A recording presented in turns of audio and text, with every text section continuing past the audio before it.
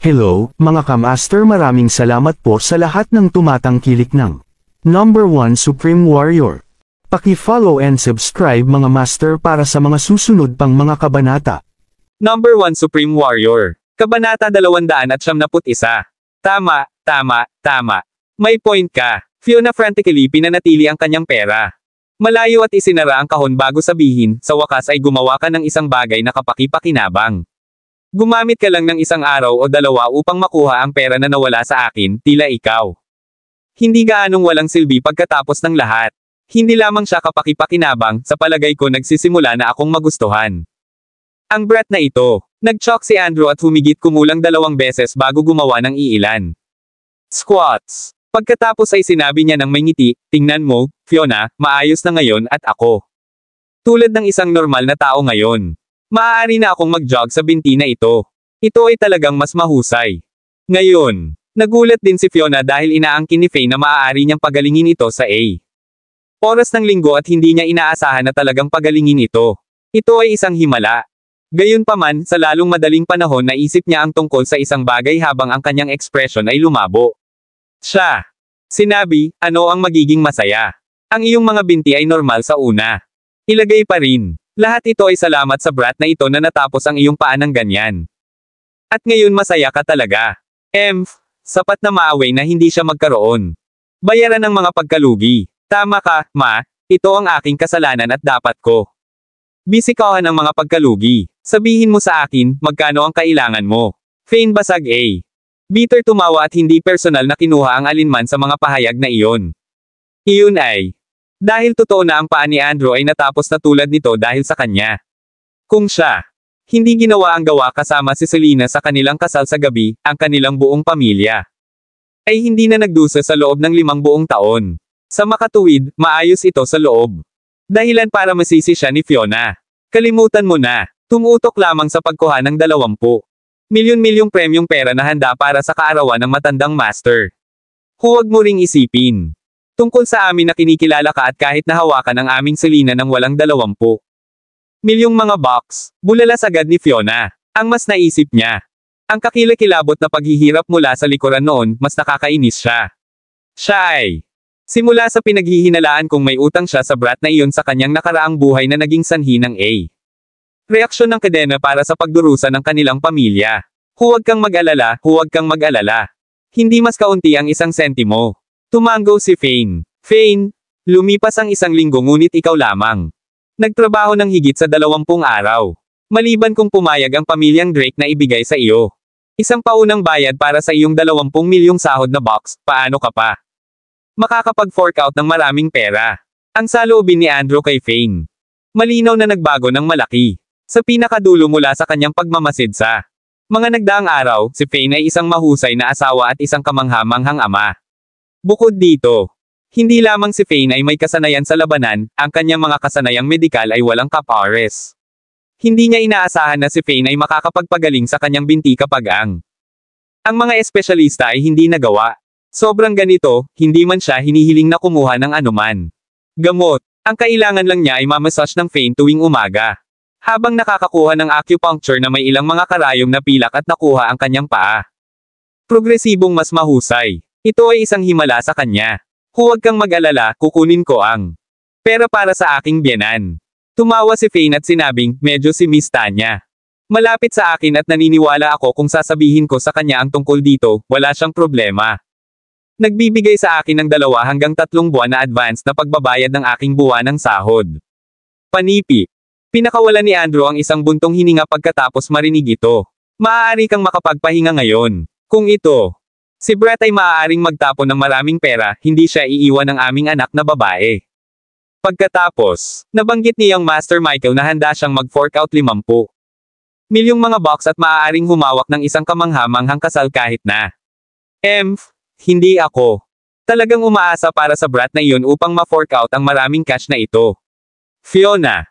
Tila medyo hindi nasisiyahan. Kabanata 272. Kasal. Natigilan si Fain bago sabihin ng may ngiti, may utang din ako. Selena isang kasal ngunit huwag mag-alala, pagkatapos ng kaarawan ng matandang Panginoon, bibigyan ko ang kanyang kasal ng isang buhay. Ikaw. Inscan ni Fiona si Fane bago magsalita. Sa isang napaka-disdainful na tono, ikaw. Ikaw lamang ang nais na magtapon ng isang kasal ng A. Habang buhay. Sino ang maniniwala dyan? Sa palagay ko ito ay katulad ng paghawak ng isang nakakahiya sa kasal kaysa sana. Hehe, huwag kang magyabang ng walang taros. Paano?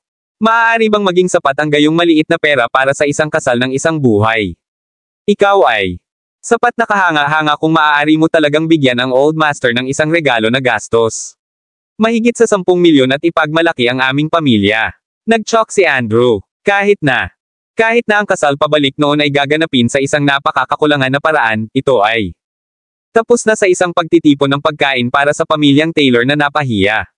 Selina sa limot. Gayunpaman, iyon ay 5 taon na ang nakalilipas at mula noong si Fane at ang anak ni Selina ay lumaki na, hindi ito kinuha ni Andrew ng personal. Ngayon, na ang buwan ng sahod ni Fane at Selina ay hindi mababa at hanggat nagtrabaho sila ng maayos, ang kanilang buhay ay natural na maging mas mahusay kaysa sa kung paano sila bumalik noon. Huwag kang mag-alala, biyenan, may utang ako kay Selina kaya. Naturally, bibigyan ko siya ng isang kamangha-manghang kasal. Mahinahon nang umiti si Fane noon. Sinabi, tama iyon, pag-usapan natin ito pagdating ng oras. Wala ako sa A. Magmadali upang ipaalam sa kanya, kaya't sorpresahin ko siya sa hinaharap noon. Hehe, kung maaari mong panatilihin sa iyong mga salita at hawakan ang isang kasal ng isang buhay upang gawin ito. Sa aming Selina, hindi kita masisisi sa 5 taon ng aming pagdurusa. Fiona. Chuckled habang tinatawid ang kanyang mga braso sa harap ng kanyang dibdib.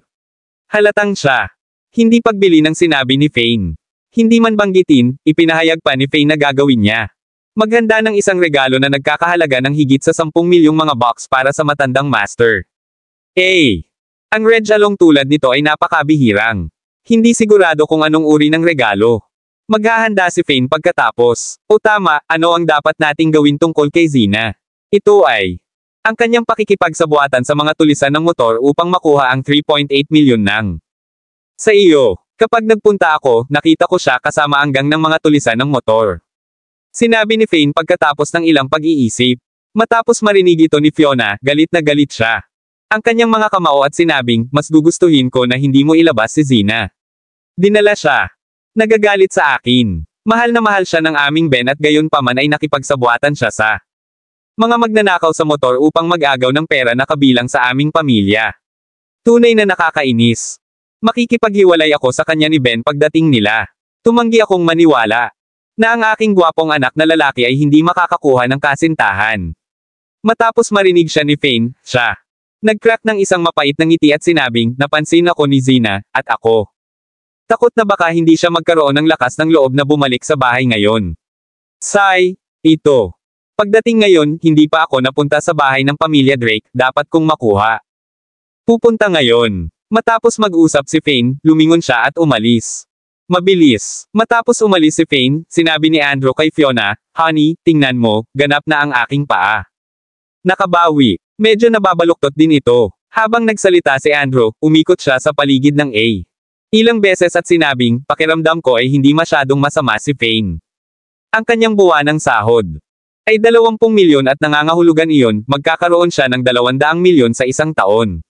Bukod dito, masarap siya kina Selina at Kylie. Sa isang taon o 2 sa kanila na nagtatrabaho doon, kami.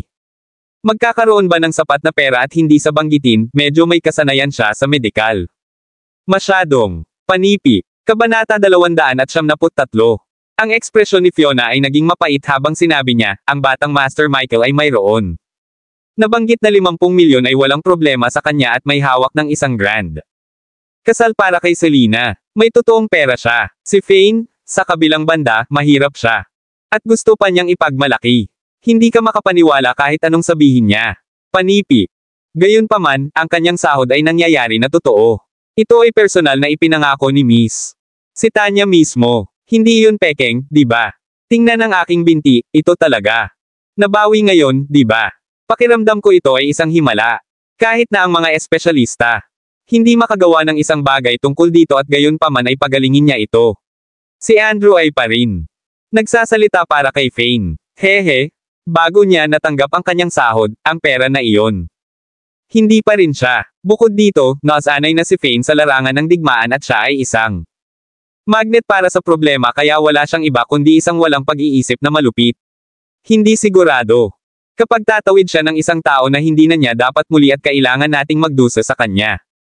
Ngalan. Tulad ng para sa iyong binti, dahil si Fane ay gumugol ng maraming oras sa battlefield, malinaw naman na malalaman niya kung paano pagalingin ang blunt na may kaugnayan sa puwersa. Pinsala, hindi ba normal? Marahil ay baka hindi niya alam kung paano gamutin ang A. Simpleng karaniwang malamig. Inilipat ni Fiona ang kanyang mga mata kay Andrew, hinawakan ang dalawang iyon. Mga kahon ng katad, at lumakad sa loob. Sinabi niya, hindi namin mawawala ang mga kahon na ito. Pera. Hindi madaling maibalik sila. I save ang pera na ito sa ibang bangko bukas ng umaga, huwag kang makita ng iba pa. Ang sulok ng bibig ni Andrew ay umiikot habang pinapanood niya si Fiona na umalis. Ay kanya. Ang pinsala sa paa ay isang menor de edad na sprain. Sa sandaling ito sa loob ng pagtatago ng Dragon God Clan. Ito ay nakalagay sa loob ng isang marangyang mansyon. Isang gitna. Ang taong may edad ay nakaupo roon kasama ang ilang mga miyembro ng pamilyang Harvey sa paligid. Siya, ano ang problema, ama? Narinig kong ipinadala mo ang lahat ng limang tigre ng aming angkan. May nangyari bang pangunahing? Isang binibini ay nakatitig sa kanyang ama, ang maalamat na boss na si Harvey habang tinanong niya ang tanong na iyon. Ang iyong kapatid ay may insidente. Mabuti siya, ito ay nasisiyahan lamang sa pag-snatch stuff mula sa mga taong may mga tulisan ng motor. Hindi niya inaasahan na tumakbo. Isang tao na napakalakas sa oras na ito na pumatay sa lahat na kasama niya. Tinawag pa niya tayo upang ibalik tayo ng 3.8 milyong box na siya. Dati ay na-snatch. Kaya, ipinadala ko ang lahat ng 5 tigre. Ang gitnang may edad. Ang ekspresyon ng tao ay tila malamig. Tiningnan niya ang oras at sinabing, ang tanging bagay ay, batay sa kanilang mga kasanayan at kung paano sila karaniwang nagpapatakbo, dapat sila bumalik ngayon, di ba? Boss, ang lahat ay 5 tigers na talagang kinakailangan upang kunin lamang. Pag-aalaga ng isang tao. Random na pumili lamang ng isang tao na medyo may kasanayan mula sa aming Dragon God Clan. Hindi ba ito gagawin? Ang isang matandang lalaki ay casual na nagsabi, tila. Ang isang tao ay talagang may isang death wish na sapat na matapang upang tumawid sa aming dragon God Clan. Finn, ilang araw na ang nakalilipas, nawalan kami ng higit sa 200 lalaki. At sinisiyasat mo ito, kaya may nalaman ka ba? Ngayon, kami. Hindi maaaring maging labis na pag-iingat anuman ang anuman. Kung ang isang tao ay maaaring pumatay ng peklat, sila. Maaaring talagang pagpatay sa natitirang 5 tigre, gawin mo ba? Maunawaan. Si Boss Harvey ay may malubhang pagtingin sa kanyang mukha. Pagkatapos ng ilan naisip, nagsalita siya, bumalik noon, ang gitnang lalawigan ay medyo mapayapa pa. Gayunpaman, naiiba ang kasalukuyang gitnang lalawigan. Marami sa mga veterano ang mayroon. Bumalik at sa gitna ng mga veterano na ito, mayroong King of Wars at Marshals. Bagaman nag-iisa silang kumikilos, ang bawat isa sa kanila ay napakalakas na tao. Beze. Noong nakaraan, mayroong isang hari ng digmaan na nagngangalang Xerxes Rex, hindi ba niya na level ang buong pamilyang Savior, isang pangalawang klase na aristokratikong pamilya kahit na, sa isang kapritsyo. Panipi. Habang nagsalita siya, nagpatuloy si Boss Harvey, kaya, lahat ay dapat na mas kaunti pa. Maingat sa paggawa ng mga bagay sa susunod. Ang mga hari ng mga digmaan ay medyo mababa ang profile. Kaya kahit na tumatakbo tayo sa kanila, hindi natin malalaman. Lalo na kung sila ay lahat ng nagretiro mula sa labanan, ang kanilang mga pag-atake ay magiging labis na walang awa, hindi nabanggit, masigasig sila sa pagiging bayani. Sa makatuwid, dapat tayong kumilos ng higit pa. Maingat. Matapos marinig iyon ni Finn, tumango siya at sinabi, well sinabi, tulad ng ang huling oras na nawala tayo ng higit sa 200 lalaki, maraming tao sa ang gitnang lalawigan ay tumatawag sa lahat ng mga mamamatay tao ng ating mga kalalakihan na bayani. Panipi.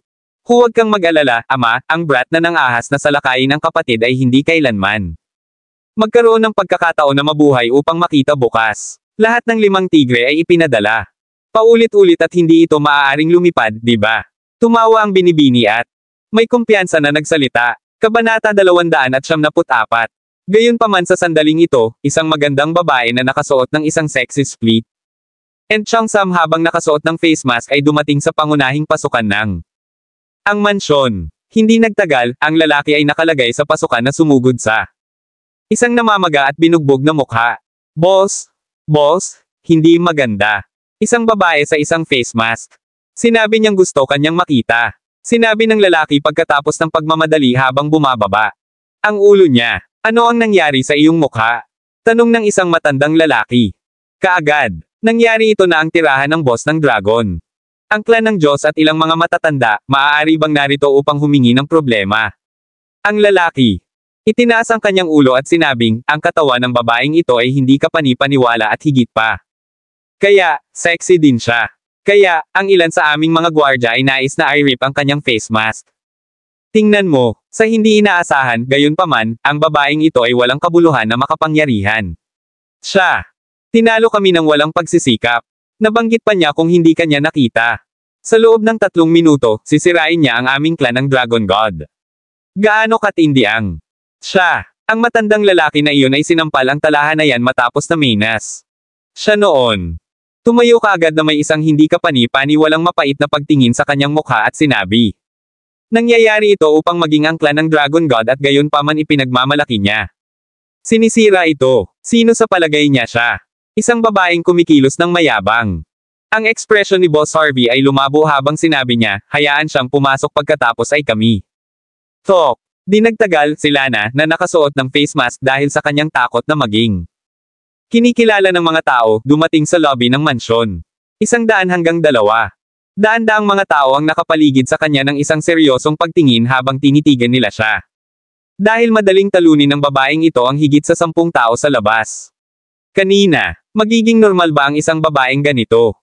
Ang pinakamahalagang bagay ay, wala sa 5 tigre ang kasalukuyang naruroon sa kanilang punong tanggapan. Ito, maaaring mga hulugan ng problema para sa kanila. Sino ka? Ano ang gusto mo, boss? Tanong ni Harvey na may nakasimangot. Ang babaeng ito at ang kanyang katawan, bakit siya mukhang pamilyar? Matapos binigyan ito ng isa sa mga kalalakihan, bigla siyang tila. Upang maalala niya ang isang bagay habang siya ay nagsabi, naaalala ko, siya ang ginang. Iyon ay gumugol ng 500 milyon upang bilhin ang maliwanag na perla sa auction. Ang god ng Dragon God ay naruroon sa auction pabalik noon. Gayunpaman, hindi nila kailanman nakibahagi dito at nandoon lamang upang mag-isip. Bagaman mayroong ilan mayaman na mga mangangalakal sa angkan ng Diyos ng Dragon ngunit sila ay kasangkot sa ilan negosyo sa ilalim ng lupa. Ikaw ang misteryosong ginang, Boss Harvey. Sumimangot at sinabing, ano ang ginagawa mo dito? Wala kaming negosyo. Bawat isa, tumingin sa kanya si Lana at sinabing, dalhin ang iyong mga kalalakihan at iwanan ang gitnang lalawigan. Bibigyan ka ng isang pagkakataon upang mabuhay. Gasp!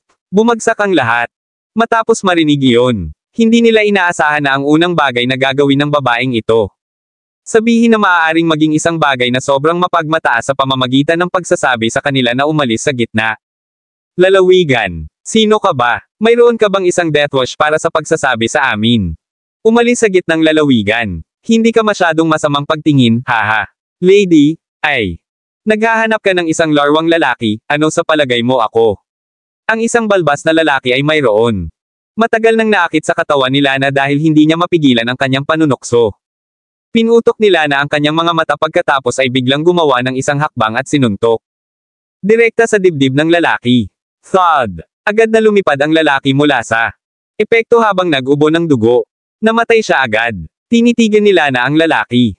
Malamig bago tanggalin ang kanyang mukha maskara habang sinabi niya, ako ay isang messenger lamang. Ang 5 tigre mo ay patay na ngayon. Oh, tama ang boss. Harvey, patay na rin ang anak mo. Maaari kayong tumigil sa paghihintay ngayon. Sinasabi sa iyo. Ang pag-iwan ay nagbibigay sa iyo ng isang pagkakataon upang mabuhay o iba pa, lahat ng nasa dragon. Kailangang mamatay ang clan ng Diyos. Ang mukha ni Boss Harvey ay hindi makatao na namutla pagkatapos. Naririnig ang sinabi niya habang kumukuha siya ng ilang mga hakbang pabalik mula sa pakiramdam ng ganap na pakiramdam. Takot. Sinabi niya, hindi. Imposibleng. Paano posible para sa 5 tigre? Mamatay. Anak ko, hindi ba nila siya mailigtas? Panipi. Kabanata 275. Boss? Boss Harvey? Tingnan ng mabuti. Sino? Sino yun? Isang matandang lalaki. Sa wakas kinikilala si Lana. Napakagulat niya nito, kahit tunog ng boses niya. Nanginginig. Ang pinakakakilakilabot na bahagi ng lahat ay sila na ay isang messenger lamang. Na eksaktong maaaring gumawa ng isang Diyos ng digmaan magpadala ng isang mensahe sa kanilang ngalan. Diyos-Diyosa ng digmaan, Lana. Matapos tingnan ni Boss Harvey ang ginang, humingi na siya. Nang dumating ang marilag na Diyosa ng digmaan na ito. Ang gitnang lalawigan, magkakaroon siya ng kapangyarihan upang mamuno sa buhay at kamatayan. Hindi sigurado kung gaano karaming mga powerhouse ang nais ng mantikilya sa kanya.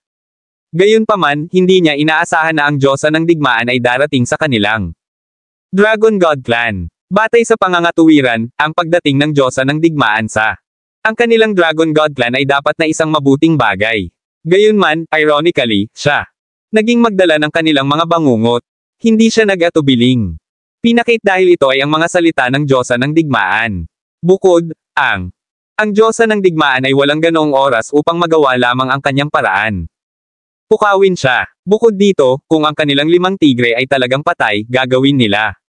Talagang kailangang umalis sa gitnang lalawigan sa lalong madaling panahon ng walaang. Kailangan ng Diyosa ng digmaan upang ipaalam sa kanila. O kung hindi, ang kanilang mga kaaway ay walang alinlangan na magpakita sa lalong madaling panahon. Kung wala ang proteksyon ng 5 tigre, mangyayari ito. Maging bukas na panahon para sa kanilang angkan ng Dragon God.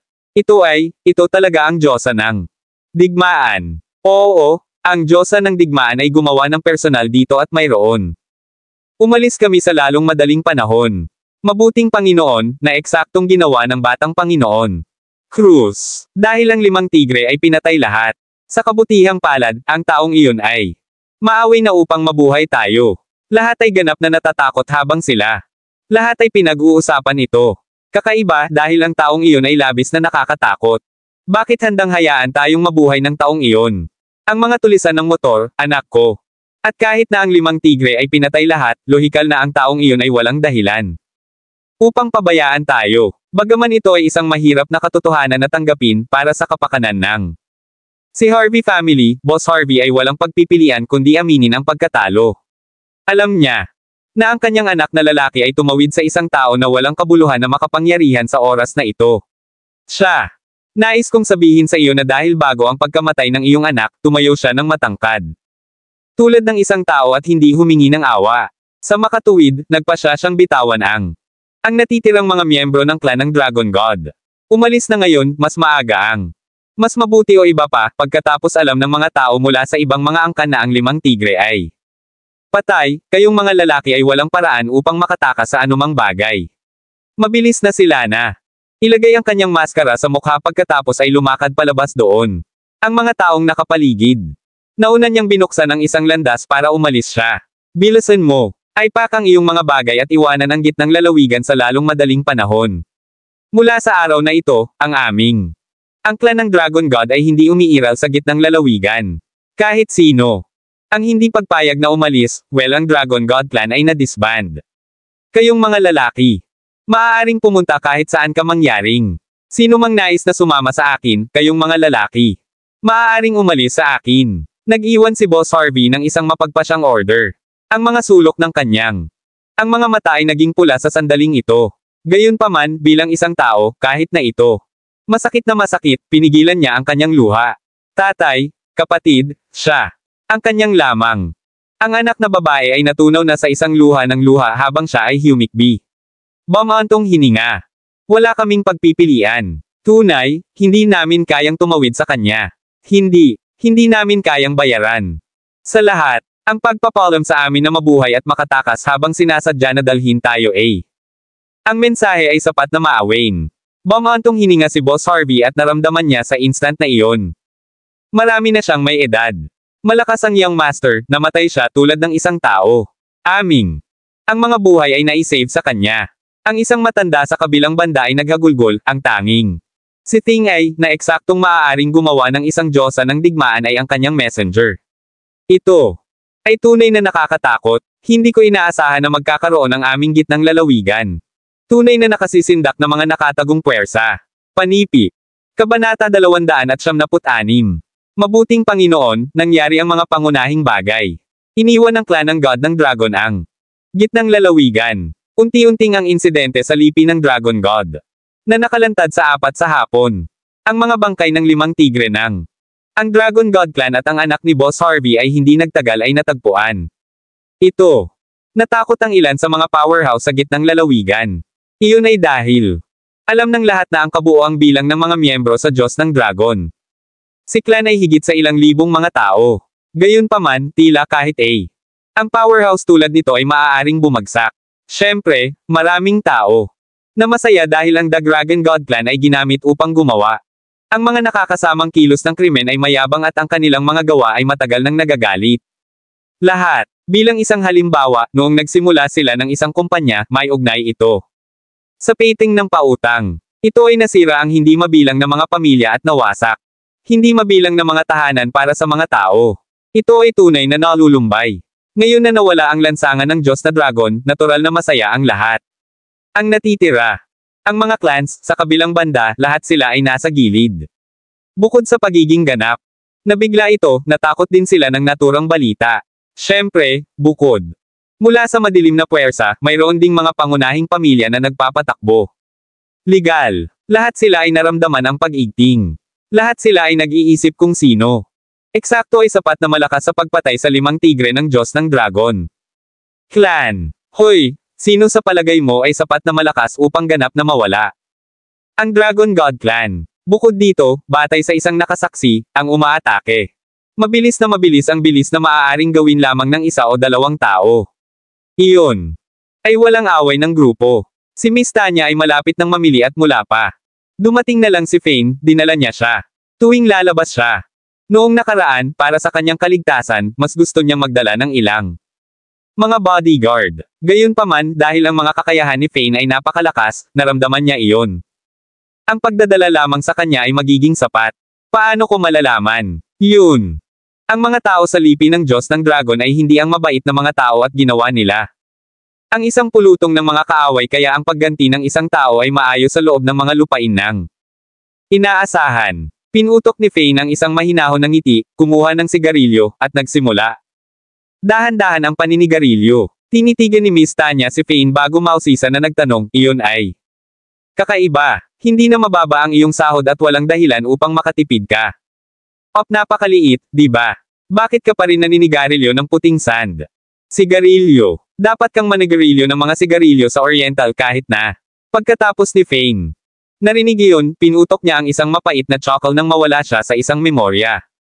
Aniya. Wala kang ideya. Ang tatak ng sigarilyo na ito ay naging bahagi ng aking buhay. Mga alaala. Maaari kang magbahagi. Tumingin si Miss Tanya kay Fane.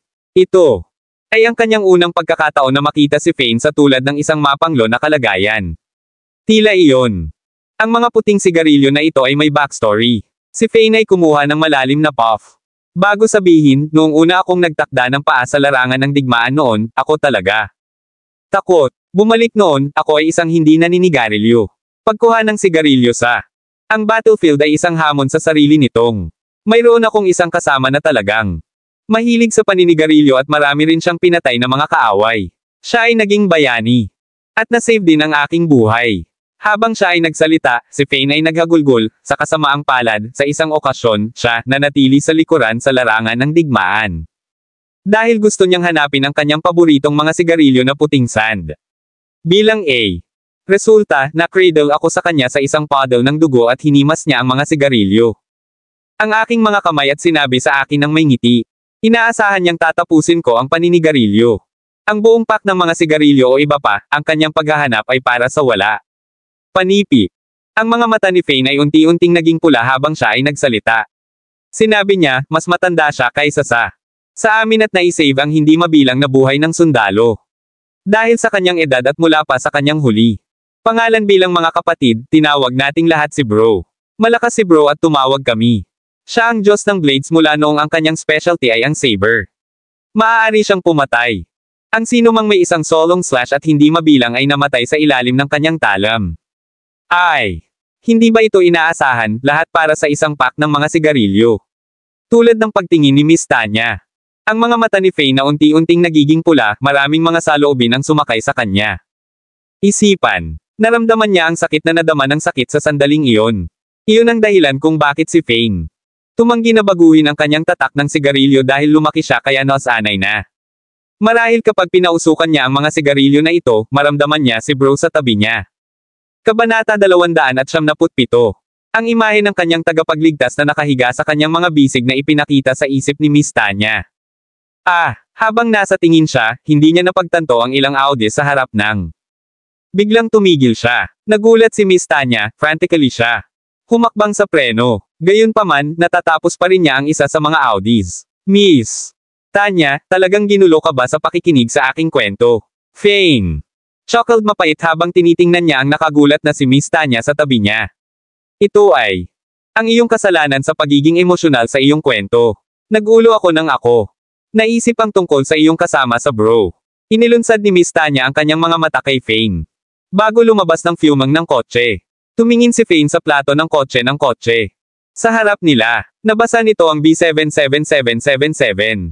Tila ang may-ari ng kotse na ito ay hindi bilang. Simple tulad ng naisip nila. Dahil dinala siya ni Miss Tanya. Ang kanyang bodyguard, para sa kaligtasan ni Miss Tanya, sumunod si Fane. Ang may-ari ng kotse sa harap nila kaagad na lumabas sa kanyang sasakyan. Paano ka magmaneho?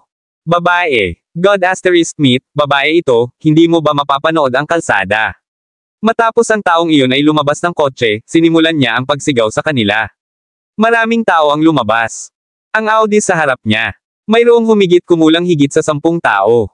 Sa kabuuan, lahat sila ay nakasuot ng puting kamisete, itim na maong, at maliwanag. Nagniningning na sapatos na katad. Lahat sila ay mukhang sariwa at silang lahat ay mga bodyguard. Ibang tao na nakasuot ng isang pares ng shade at isang shirt na may bulaklak. Ang mga disenyo dito ay lumapit sa kanila. Sinabi niya, "Paf, anong kagandahan?" Nagmamaneho siya. Isang Ferrari. Hindi masama, anak na babae ng isang mayaman na lalaki, di ba? Paumanhin, hindi ako. Mas maaga ang pagbibigay pansin, ang kotse din sa harap ko ay masyadong maaga. Panipi. Dahil kasalanan niya ang sanhi ng fender bender at bagaman hindi ito. Seryoso, si Miss Tanya ay medyo taos puso habang siya ay humingi ng tawad sa siya. Syempre, ang taong iyon ay hindi ganap na malaya mula sa sisihin dahil si Fane. Napansin kanina na siya ay brake kaagad pagkatapos lumipat ng mga daanan. Ginawa ito. Siya ay nag-aalinlangan kung ang taong iyon ay sinasadyang makagulo kay Miss Tanya pagkatapos. Napansin kung gaano kaganda si Miss Tanya. Bukod dito, ang taong may bulaklak. Ang short ang huling tao na lumabas ng kotse. Hehe, ito ay isang fender bender. Alam mo, kaya, sa palagay mo ang batas ay hindi nalalapat sa iyo dahil lamang sa pagmamaneho mo. Isang Ferrari. Humihingi ako ng paumanhin ngunit ang aming pamilya ay sobrang mayaman at isang kotse na tulad nito, kami. Magkaroon ng ilan sa kanila sa bahay. Ang lalaking iyon sa isang short ng bulaklak na naskan na si Miss Tanya. Bago sinabi, hindi ka matanda, at hindi masama ang iyong katawan. Kaya, paano mo planuhin ang pagbabayad para sa mga pinsala? Ang iyong sasakyan ay magiging lubos. Mahal upang ayusin ngunit upang maipakita ang aking taos pusong paghingi ng tawad, ililipat ko ang daang-daang libong mga box sa iyo. Kaya, ano sa palagay mo? Pagkatapos ng ilan, naisip, nagsalita si Miss Tanya. 100,000 box. Nag-donate ka ba? Sa isang pulubi. Ang lalaking iyon ay talagang nagsimulang tumawa ng hindi inaasahan tulad ng sinabi niya. Iyon. Kabanata 278. Hindi nagsalita si Miss Tanya. Ang sitwasyong ito ay hindi seryoso sa lahat, at 100. Ang libong mga box ay dapat sapat. Hindi niya inaasahan na ang lalaki ay tumugon sa paraan ng ginawa niya. Gayunpaman, hinaplos niya ang kanyang ngipin at pinigilan ang kanyang galit dati. Sinasabi, 500,000 ang dapat sapat, oo. Ito ay walang iba kundi isang R8. Huwag mo akong dalhin para sa isang tanga na walang alam tungkol sa mga kotse. Ang lalaki. Chuckled lang. Medyo kawili-wili ka, babae. Alam mo talaga. Kotse. Tila mas mahusay ka kaysa sa maraming iba pang mga babaeng driver. Sinimulan ng tao ang pagkak ng malakas bago magpatuloy, kaya sa palagay mo ay nagbabayad para sa ang mga pinsala ng aking sasakyan ay magiging maayos para sa iyo.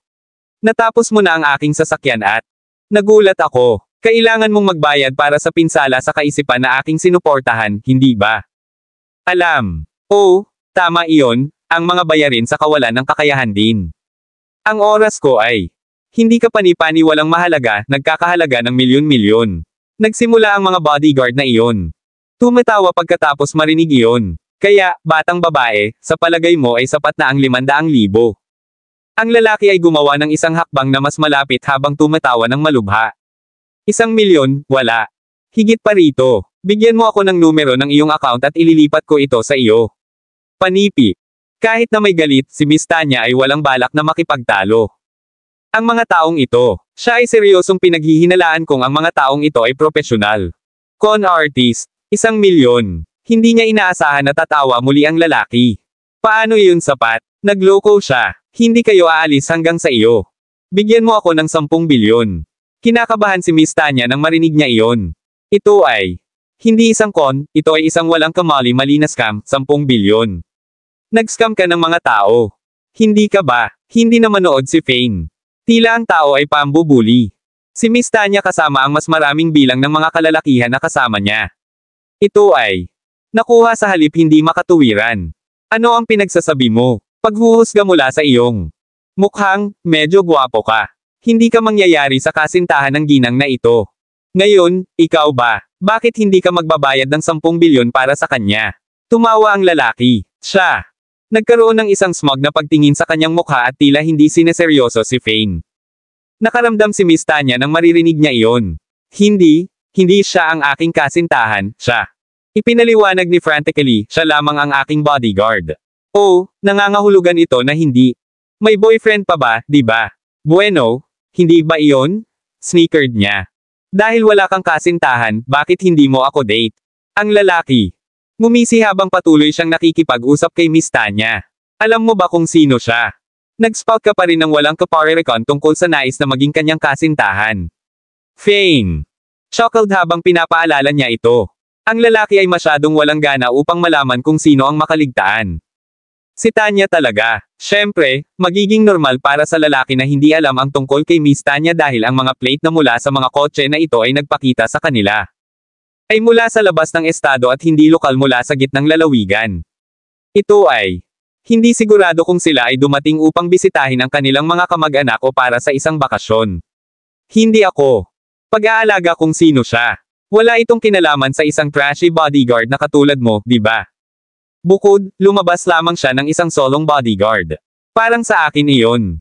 Ang background ng pamilya ay medyo average, kaya upang magsalita, huwag lamang hatulan ang mga mamahaling kotse na nagmamaneho niya.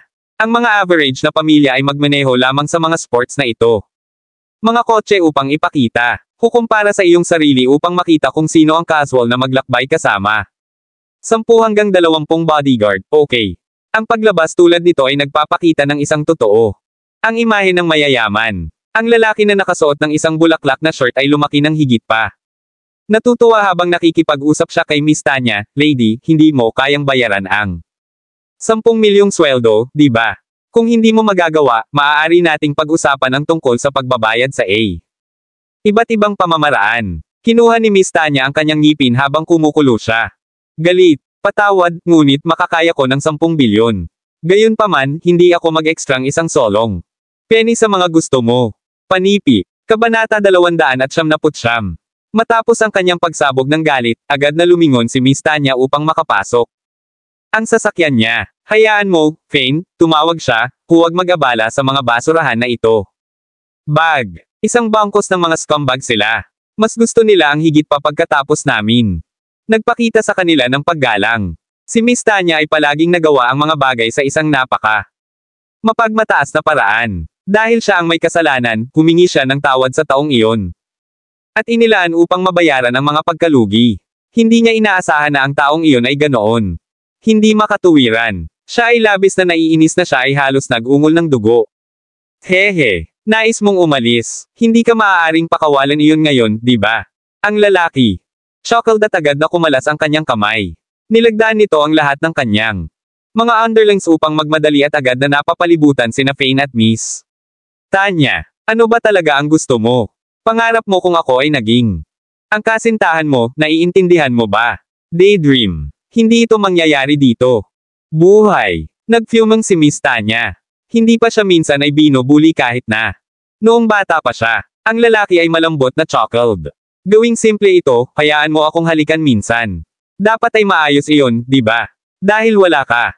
Isang kasintahan at maaaring iyon ang iyong unang halik, ang iyong halik ay maaaring maging isang paraan ng pagbabayad para sa mga pinsala. Isipin mo ito, ang iyong solong halik ay nagkakahalaga ng 10 bilyon. Box. Hindi ka ba medyo nasasabik tungkol doon? Ang lalaking iyon ay Chokling. Nakakasala at tila hindi sineseryoso si Miss Tanya. Miss Tanya. Tila sa akin na ang mga taong ito ay nais na gawin ito sa mahirap na paraan. Napansin ni Fane. Ang pagmamataas ng lalaki. Ang haltak ay may abdo upang pilitin ang isang halik kay Miss Tanya. Siya. Massage ng kanyang mga kamao habang siya ay may isang ngiti. Sige, talunin sila ng mabuti para sa ako. Lahat sila ay nakahiga sa lupa. Malakas na huminga si Tanya. Labis na nabalisa. Bagaman mayroon silang mga numero, tiwala siya. Mga kasanayan ni Fane. Dapat niyang hilahin ito. Bukod, kung nandito si Harvey. Wala siyang problema sa pag-aalaga ng 10 hanggang 20 tao, hindi. Banggitin na si Fane ay mas malakas kaysa kay Harvey. Haha, sa tingin mo ang aking. Ang mga bodyguard ay lahat ng mga pushover. Sinasabi mo sa akin ang higit sa 10 kalalakihan ay hindi. Talunin ng isang tao. Ang lalaki ay nagsalita ng mapanunuya. Oh, naiintindihan ko na ngayon. Ay, sinusubukan mong sabihin sa akin na ang iyong pamilya ay mayaman din at umarkila eh. Maraming mga bodyguard at sa palagay mo sa pamamagitan ng pagdadala ng 1 o 2 makapangyarihan. Magiging sapat na. Hehe, lady, alam kong maraming mga mayayaman. O dapat ko bang sabihin, mga mayayamang mga ngalakal na umarkila din ng mga bodyguard kung ang kanilang mayaman din ang mga pamilya. Gayunpaman, ang sahod na umarkila ng mga bodyguard ay hindi mura. Sa makatuwid, upang makatipid ng pera, hindi sila mag-upa ng napakarami. Mga bodyguard. Sa palagay ko iyon ang iyong sitwasyon, di ba? Malakas ang lalaki. Na parang nalaman niya ang lahat. Pagkatapos ay kumaway siya ng kamay at sinabi, kunin ang babaeng iyon para sa akin. Gusto kong halikan siya sa nilalaman ng aking puso bilang reimbursement para sa mga pinsala sa aking kotse. Thud. Sa ilang mga flashy lang. Sandali, nakuha ni Fane ang ilan sa kanyang mga bodyguard na nakahiga sa lupa habang sila ay umiyak. Sa paghihirap, bunch mo ang mga walang silbi na mga basurahan. Paano kayo hindi kahit na makatiis ng isang solong suntok? Ang lalaking iyon sa isang shirt ng bulaklak ay hindi kapani-pani walang galit na galit. Habang napansin niya ang kanyang mga tauhan sa lupa. Thud, thud, thud. Habang nagsalita siya, isa pa. Ang pangkat ng mga tao ay nagsimulang bumagsak tulad ng mga langaw, nasaktan hanggang sa puntong hindi nila maaaring kahit na. Lumaban lahat sila ay kumatok ng Fane at hindi rin makakatulong sa kanilang sarili. Mabuting Panginoon. Ang lalaking iyon sa shirt ng bulaklak ay hindi kapani-pani walang takot habang agad siyang bumabalik sa kanyang sasakyan at mabilis. DROV off. Hindi man siya nababahala sa mga kondisyon ng kanyang mga underlings. Kabanata 300. Ang brat na sigurado ay maaaring tumakbo. Si Fane ay nagpakawala ng isang mapait na chuckle habang tinitigan niya ang umaalis sa kotse. Ikaw, Ginoo, ay mabaliw. Kung si Harvey ay nasa posisyon mo, siya. Hindi malulutas ang buong paghihirap sa lalong madaling panahon kahit na siya ay kasanayan sa labanan. Matapos may bulalas ni Tanya ang kanyang mga pagkabigo sa pent-up, siya agad na nadama ng mas mahusay. Nag-choke si Fane. Hindi ba ako mabaliw? Nagbabayad ng labis. Pagkatapos ay binuksan niya ang pintuan ng kotse at sinabing, halika, miss. Tanya, magpatuloy tayo sa pamimili. Huwag maapektuhan ng isang bangkos ng mga basurahan. Panipi. Pareho silang umalis sa lalong madaling panahon at nagpunta sa pamimili. Ang batang master na iyon ay nagbihis. Sa isang shirt ng bulaklak sa lalong madaling panahon ay nagtungo sa bahay ni Ken. Kailangan mong tumulong. Ako, pinsan. Ang taong may bulaklak shirt ay sumigaw at nagreklamo ang. Sandali napansin niya si Ken. Tingnan, narito ako para sa isang masayang bakasyon sa iyong gitna. Lalawigan, ngunit hindi ko inaasahan na mabuli bago ako maghakbang sa iyo. Bahay. Umungol siya. Nabigo na si Ken habang naisip niya ang mga paraan na siya maaaring makakuha ng Selena. Ngayon na napansin niya ang pagkakaroon ni Flynn dito, siya ay walang tiyaga habang nagsalita siya. Ano ang problema? Sino ang nangahas na mapang-api ka pa rin? Hindi ka ba pinangalan ng maliliit na paniniil sa iyong lungsod? Ang pamilya mo pa rin. Isang pangalawang klase na aristokratikong pamilya sa Lone City, kaya kung paano ang isang tao ay maaaring maging matapang. Sapat na upang mapang-api ka. Ang Lone City ay isang malaking lungsod na mas malaki kaysa sa gitna. Lalawigan. Marami ring mga powerhouse sa Lone City kumpara sa Gitnang lalawigan. Ang mga first class na aristokratikong pamilya sa Lone City ay marami pa. Kapangyarihan at makabuluhang mas malakas kaysa sa mga narito. Siyempre, ang mga pangalawang klase na aristokratikong pamilya sa Lone City ay kaunti lamang. Malakas kaysa sa mga dito. Gayunpaman, hindi pa rin sila maihahambing sa A. First class aristokratikong pamilya lokal sa gitnang lalawigan. Ang ilang bulag na ginang. Rear na tapos ang aking sasakyan. Hindi lamang siya tumanggi na bayaran ang mga pinsala, ngunit siya. Kahit na tinamaan ako ng kanyang bodyguard. Sabihin mo, hindi ba ito nakakainis o ano? Sa kabutihang palad ito ay hindi nag-iisa na lungsod, o babayaran ko siya kahit na. Panipi. Relaying ang kanyang panig ng kwento, pagkatapos ay wind, pinsan, narito ako upang magkaroon. Masaya sa iyo ngunit mayroon akong isang insidente sa iyong lungsod, kaya kailangan mong tumayo para sa. Ako, hehe, kaya alam niya na dalhin ang kanyang bodyguard at hindi ka.